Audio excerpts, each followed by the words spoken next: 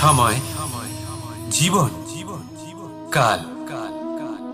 দেখতে গেলে এই তিনটি শব্দ একটি শব্দেরই সমার্থক শব্দ মনে হয়, কিন্তু এই শব্দগুলির অর্থ কি সমান? কখনোই নয়। হ্যাঁ, এই সময় চলতে থাকে, জীবন চলতে থাকে, কালচক্র চলতে থাকে। এই সময় কেটে যায়, কিন্তু এই জীবন একে যাপন করতে হয়। কি বলেন? এই জীবনে কিছু করুন বা কিছু না করুন, জীবন এমনি কেটে যাবে, আপনি জানতেও পারবেন না। কিন্তু সেটা আমাদের উদ্দেশ্য নয়, একে যাপন করতে হবে। এই জীবনে প্রেরণা পেতে শিখুন, প্রেরণা দিতে শিখুন, আহ্বান গ্রহণ করতে শিখুন, আহ্বান জানাতে শিখুন, মহান কাজ করতে শিখুন, ধন্যাত্মক বোধ জাগিয়ে তুলুন।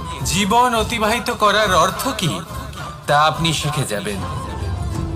কারণ সময় কেটে যায়, সমস্ত যুগ কেটে যায়, কিন্তু জীবনের রীতি জীবন কাটিয়ে দেওয়া নয়, জীবন যাপন করা। এই জীবন সম্পূর্ণরূপে অনুভব করতে হবে, নতুন পথ বানাতে হবে। এবারে যদি এই জীবন বাঁচার সময় একবার ভেবে দেখুন, যদি মনে প্রেম থাকে, সদ্ভাবনা থাকে, তাহলে কি হবে? এই জীবনকে বাঁচার অনুভূতিটাই অন্যরকম হয়ে যাবে, একটা আনন্দময় অনুভূতি লাভ করবেন। তাহলে এটাই করুন, আর আমার সাথে ভালোবেসে বলুন, রাধা রাধা।